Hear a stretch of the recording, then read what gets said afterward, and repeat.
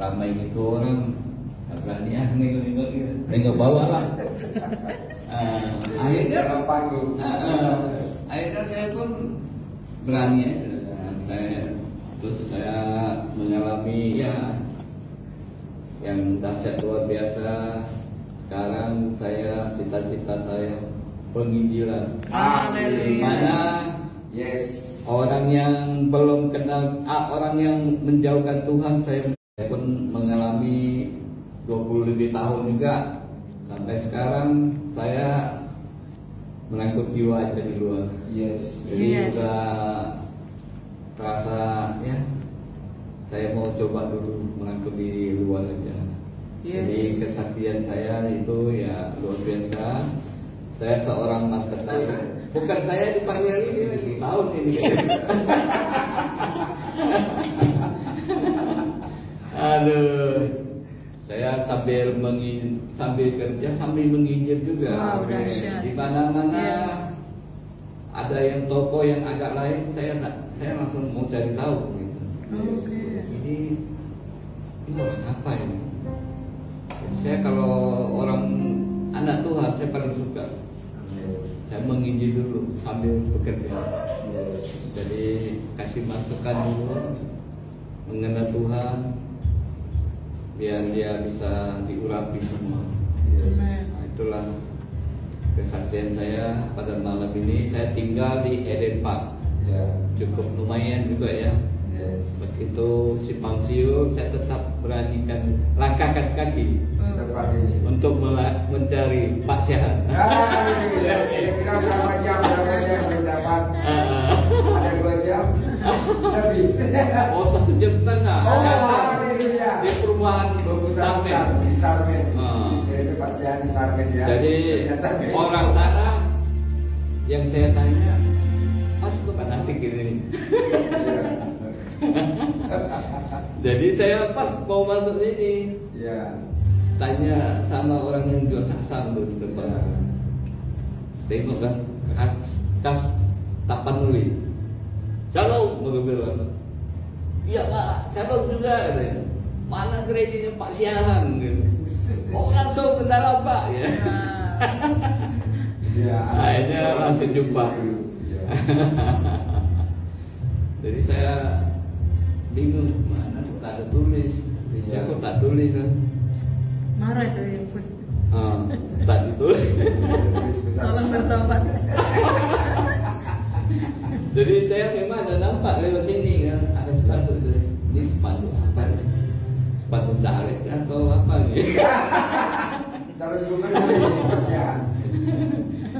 Itu adalah kesaksiannya saya. Yang ringkas, yang tepat. Haleluya. Terima kasih Pak buat kesaksiannya, kesaksian yang sangat memberkati kita, dan biarlah melalui kesaksian Bapak ini ada banyak jiwa-jiwa lagi dimenangkan untuk kemuliaan Tuhan. Haleluya. Baik Bapak Ibu yang dikasih oleh Tuhan, kita akan mendengarkan firman Tuhan yang disampaikan hambanya. Kita naikkan pujian kita kepada Tuhan. Firman-Mu berkata, Kau besertaku.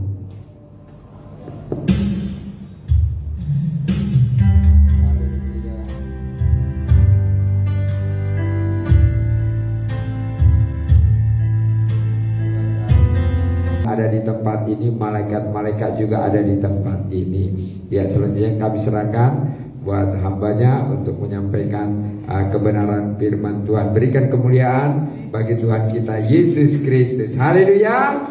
Yes. Ya, teman kami, Pak, dia baru bergabung, kami di sini sama-sama melayani. Jadi saya ingat firman Tuhan, tuayan itu banyak, tapi pekerja sedikit. Ya, gitu.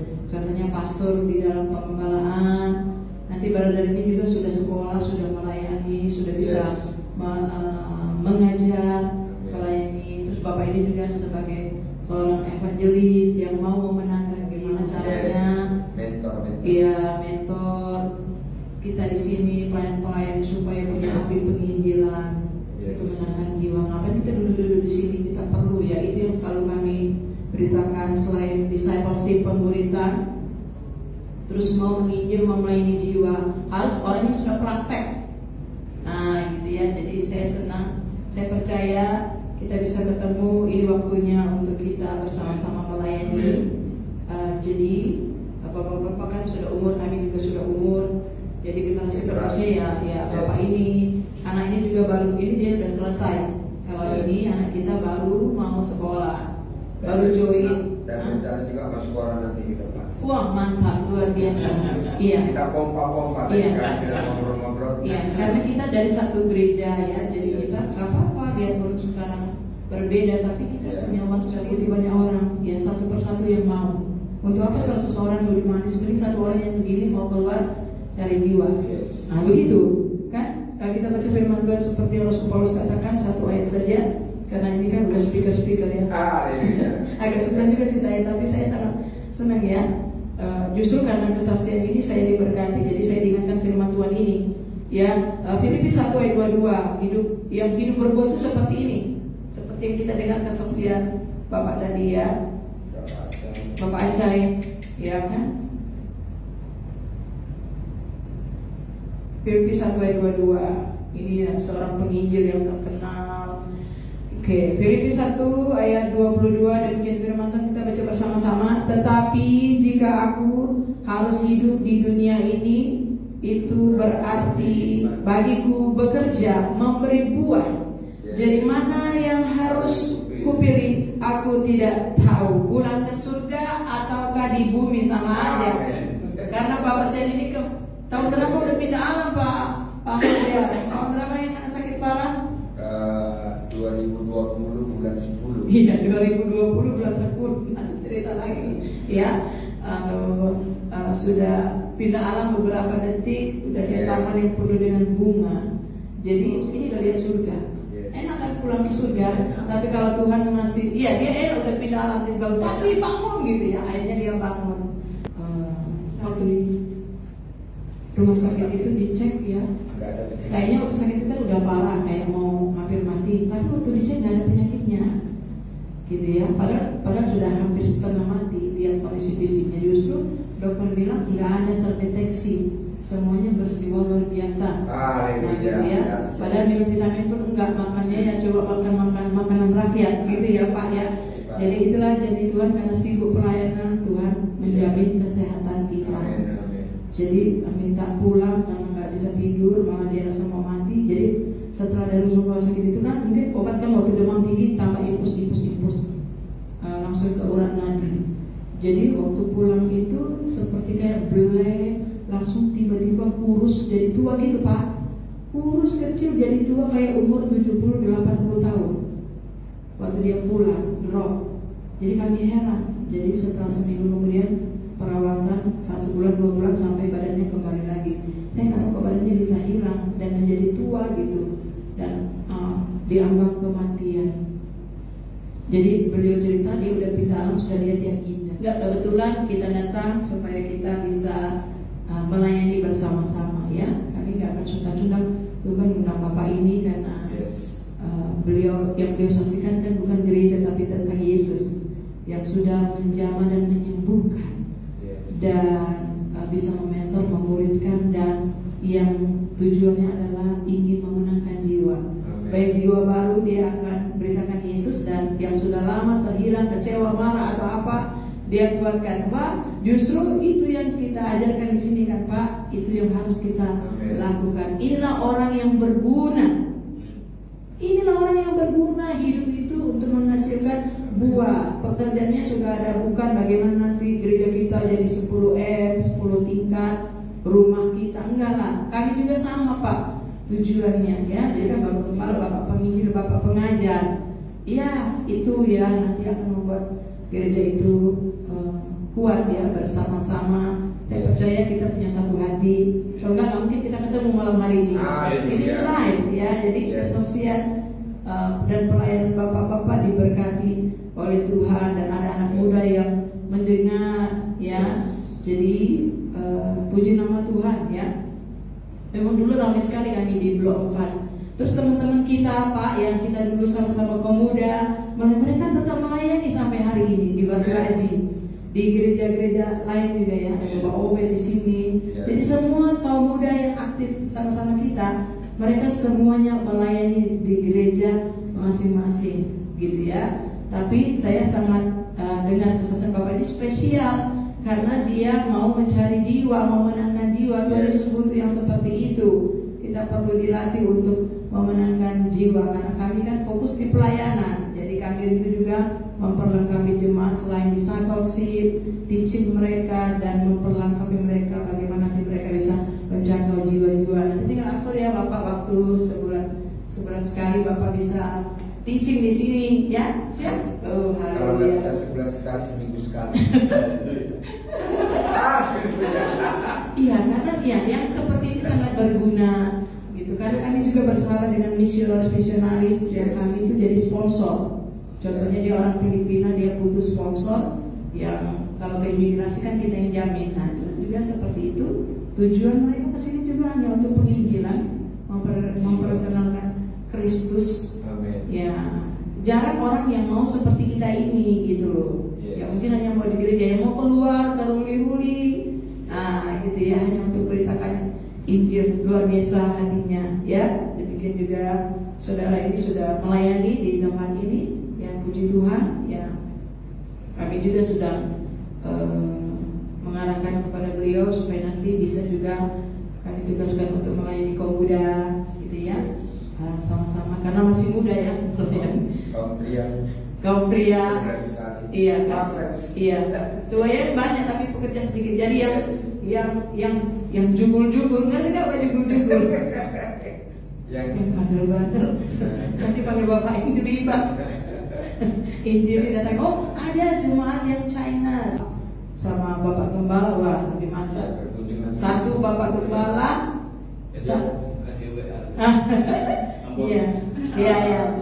Iya, bertiga.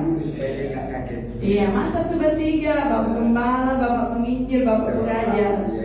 Oke, iya kan, lengkap. Ya, jadi inilah seperti yang Rasul Paulus katakan, kalau kita masih hidup berarti untuk memberi buah. Ya, jiwa. Dari kita yang setia, ada anak-anak kita yang setia kan? Dari kita yang setia di gereja, ada anak-anak rohani yang setia di gereja. Dari setia menjadi pengembala, nanti ada yang akan menjadi gembala. Dari yang setia menjadi penginjil, nanti akan ada yang menginjil. Ketika beliau ini mengajar, mengimpartasikan, memotivasi, mementor, dia pasti akan transfer spirit dari Kristus untuk kita yang rindu. Ya, itu saja dari kami. Ya, kami di sini mulai dari pelayanan anak-anak, Pak. Ya, pelayanan anak-anak. Jadi waktu sebelum kesini Pak Sihan dapat visi, lihat papi di mimpi itu pergi ke Bengkong, layani jiwa-jiwa, gitu ya. Jadi banyak air mata karena ya tidak ada sponsor, berjalan sendiri. Terus papi suruh dia sekolah Alkitab, kemudian kami melayani di sini. Udah seperti Bapak bilang tadi, sudah 20 tahun kita nggak jumpa. Selama 20 tahun itu Bapak kansi di sini. Iya. Di 5 tahun di sini. Iya, jadi dari yang sekolah minggu kita ajarin ke rumah-rumah, numpang di rumah-rumah, kemudian sementara juga numpang di Bengkong Harapan, sampai kita bisa beli kaplik itu nabung cepet-ceng tiap bulan bisa mengumpulkan uang cepet-ceng kita 100.000 sampai bisa beli tanah ini, terus mencicil gitu ya, minta ampun deh. Tapi semangat dari pelayanan sekolah minggu menjadi ibadah umum gitu ya. Jadi kami sangat diberkati meskipun tempatnya seperti ini. Dulu lebih kecil lagi Bapak, hanya 7x9. Ya, jadi begini Pak, kesetiaan kami sebagai hamba Tuhan melayani itu Tuhan berkati. Jadi banyak misionaris suka datang dari Korea, dari mana. Kemudian itu ngapain Pak? Oh, besarin gereja. Itu lagi ngapain Pak? Gali lubang. Itu lagi ngapain Pak? Tanam tiang. Oh iya. Terus tiba-tiba mereka kirim untuk beli bahan. Terus Bapak mana rumahnya? Nggak ada. Itu lagi bangun. Itu diserah. Oh iya. Terus bilang dulu pastori dulu kan. Baru kemudian sambung lagi di gereja. Jadi kalau kita mengharapkan dari dalam mungkin bolui lah ya. Nang bolui lah. Pak Yesus bolui. gitu ya. Jadi tiba-tiba mereka sendiri tergerak transfer sekian juta sampai jadi. Jadi kami tahu hati kita, pelayan kita Tuhan yang memberkati. Nah, gitu. Jadi dari luar mereka datang memang menginjil. Jadi orang-orang Korea itu baik kayak bapak gini loh, punya hati ngisi menginjil. Mereka nabung uang, kapan liburannya untuk menginjil ke Indonesia, ke kota-kota dan memberkati. Gitu. Tiba-tiba nanti mereka pulang, nanti bapak yang itu yang lagi bongkar tanah itu dia apa ya, nanti dia butuh apa, kurang lebih kami ada 6 kali tamu tim yang datang. Jadi 6 itulah yang ada kasih sedikit sampai jadi.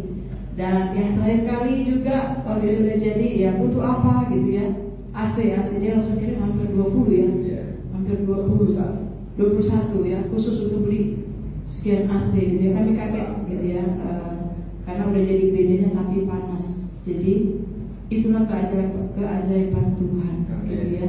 Sekalipun kita tidak punya sponsor, tapi Yesus yang menjadi sponsor. Jadi kami melihat kesetiaan Tuhan kepada kita dan jemaat yang ada, meskipun mereka tidak bisa menembus secara finansial, tapi doa-doa mereka dan kesetiaan mereka itu menjangkau surga. Jadi kami ini sudah jemaat lama, tinggal diperlengkapi aja Pak, ya, tinggal diperlengkapi. Bapak nanti memperlengkapi apa yang kurang di sini. Ayo kita harus menginjil kemana-mana, kita pilih ya, cara Bapak menginjil nanti ajarin, begitu ya. Jadi itulah namanya kita hidup memberi buah. Jadi kalau ketiga Bapak ini sudah menghasilkan buah yang baik, karakter yang baik, itu nomor 1 karakter yang baik, setia. Dan kedua buahnya adalah ya buah pertobatan, buah kesetiaan, buah jiwa yang kita menangkan. Tadi baru preachingnya tadi, kalau mati Tuhan Yesus tanya berapa jiwa yang sudah diinjilin. Tadi ya, ini Bapak ini dengar, berapa jiwa yang sudah kita injilin, berapa jiwa yang sudah kita menangkan. Ya, ayo kita bawa jiwa-jiwa itu ke gereja. Itulah namanya buah. Nanti waktu kita pulang ditanya. Terus tadi, mungkin Bapak ini juga belum dengar, waktu kami berdoa tadi, ketika menyembah, ya, kita menyembah Pak Acai, Roh Kudus tadi perlihatkan kepada Bapak Gembala tiang-tiang rumah. Ya, pasti Bapak, tiga Bapak dan saya juga, kalau mau lihat rumah di surga, mau pulang ke surga, pasti gak enak kan kalau masih tiang-tiang. Karena ini selama-lamanya loh. Ya, kami sudah pernah kos, sudah pernah tidur di gereja, sudah pernah yang tidak punya rumah, itu gak enak. Ya gak apa-apa lagi bumi. Jangan nanti kita di surga, waktu pulang, kata Pastor Pak Korea itu kenapa cuma tiang, belum selesai. Itu sebabnya Tuhan izinkan kita hidup supaya banyak menghasilkan buah. Iya. Cara tiang-tiang rumah. Siapa yang mau menyelesaikan ini baru dijawab saya Tuhan gitu. Karena Roh Kudus perlihatkan kepada dia tiang-tiang rumah. Siapa yang bisa menyelesaikan ini? Siapa yang mau menyelesaikan ini? Siapa yang mau menyelesaikan ini? Dan bagaimana caranya menyelesaikan? Bagaimana caranya menyelesaikan ini? Kerjakan. Iya. Jadi yang Bapak kerjakan ini, inilah bank rumah kita. Membaca firman Tuhan, berdoa, memuji, menyembah, mengembalikan milik Tuhan di gereja lokal kita masing-masing, memberikan ucapan syukur, menginjil, melayani, memenangkan jiwa. Itulah bahan untuk rumah kita. Jadi kita harus lakukan semuanya, baik kesetiaan kita dan pelayan kita di dalam gereja maupun keluar, sama aja gitu ya. Itulah bahan-bahan untuk menyiapkan rumah kita masing-masing. Jadi mari kita berlomba-lomba. Kalau orang lain kita cuma sebulan sekali, kita setiap minggu. Saya senang kayak gini, karena yang kita lakukan ini kan ada pujian, penyembahan, doa, pemberitaan firman. Kita ini membangun rumah kita, membangun rohani kita, dan rumah kita yang surga yang akan kita tempati permanen, itu rumah kita. Jadi kalau Bapak Gembala Siahan juga dengan Bapak Evangelis ini udah melayani 20 tahun, masih tiang. Ayo Bapak yang masih muda, ya, 20 tahun masih tiang. Berarti perlu atapnya, perlu temboknya, banyak jiwa yang harus dimenangkan. Kita tidak bisa, kita hanya memerintahkan nanti Roh Kudus yang menjamah. Tapi kalau ada satu kesatuan jemaat, satu hati berdoa, mengasihi, fellowship, yang ponsel, pemuritan, puasa dan segala sebagainya, punya hati yang mengasihi sungguh-sungguh, ada kesatuan hati, dan mujizat terjadi. Ini kan mujizat terjadi karena mujizat terjadi dia percaya Yesus, iya kan? Karena ada roh dua, kuasa dua. Jadi kalau gereja itu ada kuasa dua, pasti ada mujizat terjadi. Ketika Tuhan menjamah dia sembuh, dia akan jadi anak Tuhan Yesus, dia akan memuliakan Yesus, dan dia juga akan memenangkan jiwa bagi Kristus melalui mujizat yang terjadi. Ya, baru setelah dimenangkan, baru nanti dia bisa menjadi murid Kristus. Itulah hidup kita menghasilkan buah. Doakan kami ya Pak, supaya kami menjadi gereja yang berbuah, anggota jemaat yang berbuah, yang menginjil, memuridkan seperti amanat agung, itu, dan tetap setia. Dan karena pelayanan kita juga live, jadi banyak orang lain juga bisa belajar dari apa yang mereka dengar. Karena juga banyak di kampung-kampung kan tidak bisa ke gereja, karena kalau pulang kampung itu jauh sekali. Mereka tidak bisa kayak di Batam ini, enak kali banyak gereja, bisa ibadah doa di mana saja. Kalau kami pulang kampung kayak dia mau ke rumah keluarganya, dia itu 2 jam. Dan di keluarga kalau sakit juga nggak ada yang melayani. Iya, Kita ada benar. 2 jam kalau dari rumah brothernya ke rumah tantenya itu 2 jam. Terus memang jauh dari gereja. Mungkin dia mau ke gereja pun hanya bisa seminggu sekali. Jadi kalau ada live lagi ini, mereka juga bisa ikut mendengar firman, doa, diberkati. Inilah gunanya media sosial untuk menguatkan iman rohani mereka. Jadi ini namanya hidup kita menjadi berkat. Ya, Tuhan Yesus memberkati. Tetap semangat. Justru kami diberkati dengan kedatangan Bapak. Jadi kan nggak ada rencana ya kita bisa jumpa. Tapi kalau sudah 20 tahun kita jumpa, berarti memang kehendak Tuhan kita akan bersama-sama gitu ya. Jadi nanti kita akan dengar lagi kesaksian-kesaksian. Namanya dibimbing sampai di sini. Nanti kita sambung lagi di ibadah ini lagi ke depan. Ya, Tuhan Yesus memberkati. Saya kembalikan kepada Pak Bos, Pak hamba Tuhan.